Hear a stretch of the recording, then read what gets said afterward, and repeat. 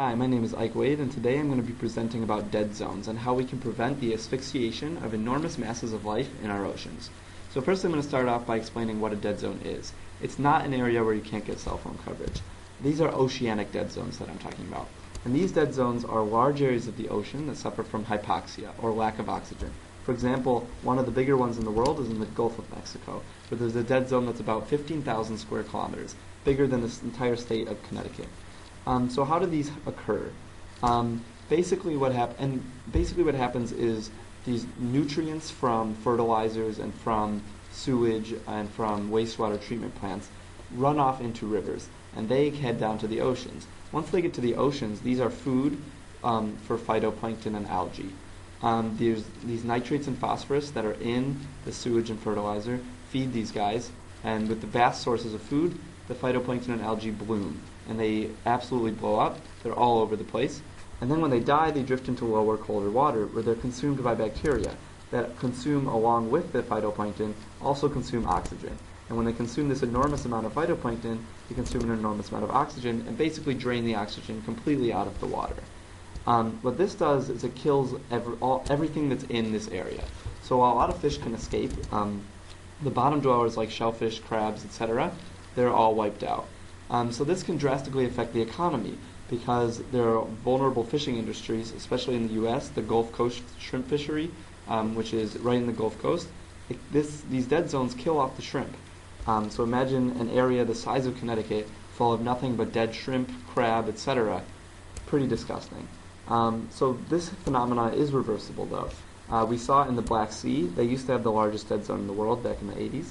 But when the Soviet Union collapsed, a lot of farmers lost their access to synthesized fertilizers, and by 1996, the Black Sea was back to its natural condition.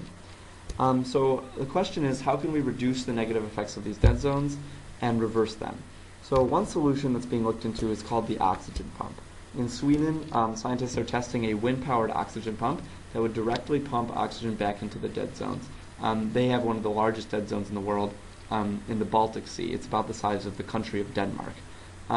So basically, this would require about 100 pumping stations, and there are a lot of side effects going along with this, though. As well as enormous costs, it also could raise water temperature, leading to higher production of algae, defeating the purpose. Another problem is that it could interfere with the mating success of some fish species. Another is that it could release old contaminants that were buried underground. So there are a lot of side effects associated with the oxygen pump. Another smaller scale solution is a genetically altered pig, dubbed the EnviroPig. So most pigs require a supplemental enzyme to break down the phosphorus in their foods, and because these supplements have some inefficiencies, these pigs lose a lot of phosphorus in their bowel movements and urine. So this genetically altered pig produces this enzyme within themselves and is much more efficient, and it reduces the phosphorus content in their byproducts by about 65%.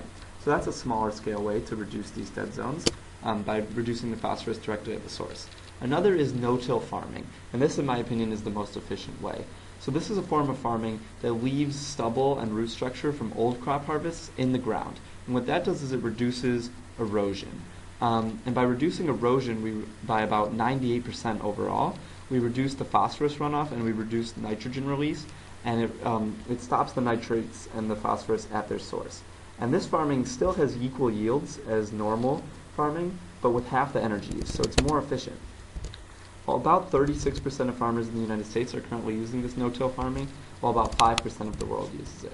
So in my opinion, the way to go from here would be to really implement, along with reduction of fertilizer use, would be to really implement this no-till farming across the world. It's good for the farming industry, it's good for the environment by saving energy, saving costs. However, for some, it is difficult to obtain the materials and the equipment. So a low-till solution might be a little better in a lot of areas in the world. But for most, a no-till solution is a great way to reduce these dead zones at the source. So the future direction of these industries is in bioengineering, as well as in no-till farming. So the oxygen pump is one example. The EnviroPig is another.